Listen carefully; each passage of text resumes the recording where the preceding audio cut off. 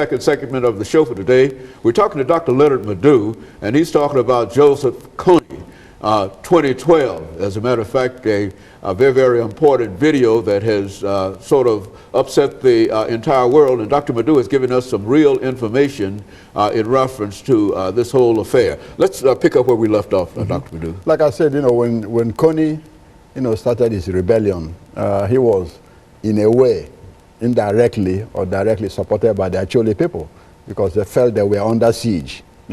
Most of the soldiers who were purged by Yoweri Museveni, rallied around Joseph KONY and his army. Initially, they were, the Ugandan army was scared of Joseph KONY's army because they were reputed to, rub some kind of magical, perfume on themselves that is, very bullet resistant. But gradually, they knew that wasn't working. So initially, like I said, they had the support of the Acholi people. But gradually, Joseph KONY started, losing the support of the people. Now, Museveni undercut KONY in a way. He appointed a lady called Miss Bigombe, who is an Acholi herself, to act as an intermediary between the Ugandan government and Joseph KONY. So after several attempts by Ms. Bigombe to meet with KONY and talk and got frustrated, then she told the Acholi people, say, well, hey, I'm tired of trying to talk to KONY. All of you should get your bows and arrows and guns and, protect yourself against him. So KONY got angry because of that. The statements that he made. Exactly, yeah, got angry and then turned his air on his own Acholi people. That's when he started this scorched-earth policy of burning and raping and looting and kidnapping children and all that. Now he's thinking about those children is to remake those children as the new Acholi, man or Acholi woman. He's going to exactly create an entirely new ethnic group. Exactly, create a new Acholi man or Acholi woman. Just like Hitler wanted to create a new German person, or Pol Pot wanted to create a new Cambodian, those kind of things. So that's what Joseph KONY started doing.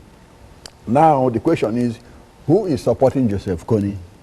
Now, during the war in South Sudan, Yoweri Museveni was close to the Sudanese People's Liberation Army and John Garang, their leader.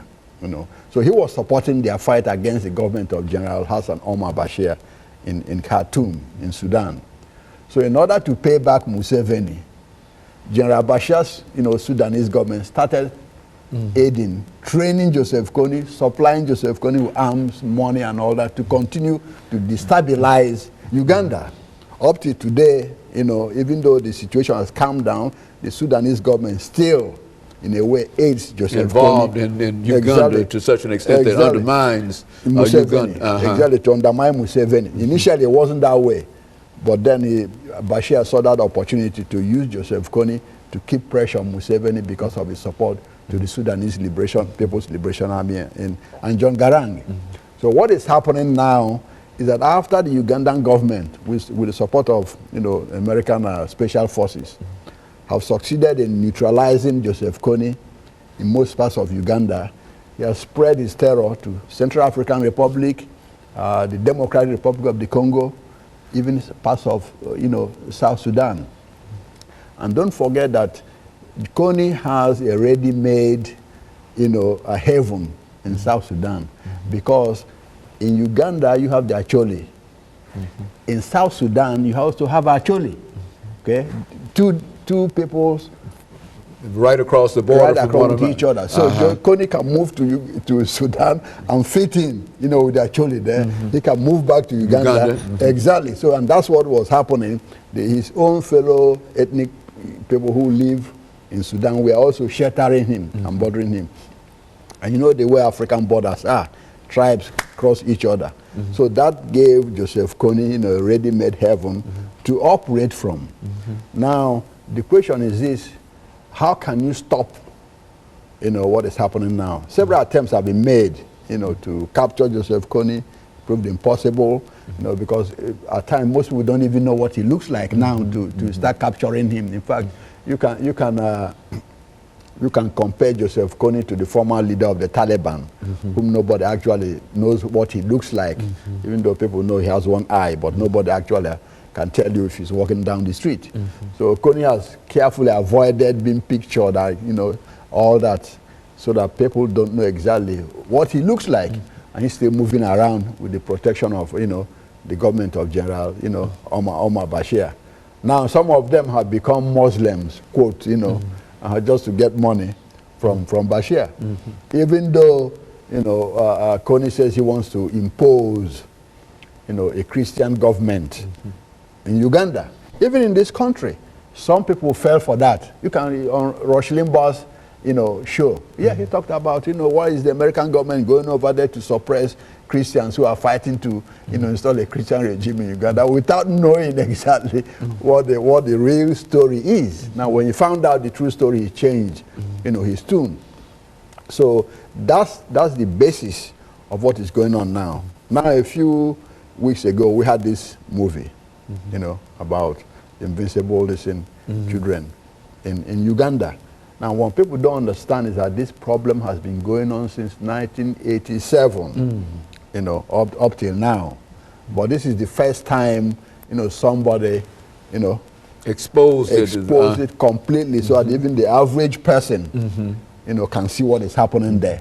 Because most of the time, things happening in Africa are never taken seriously or in the press, unless it's kind of catastrophic, where you can't hide it anymore, like in Rwanda or so. And that's what is happening now.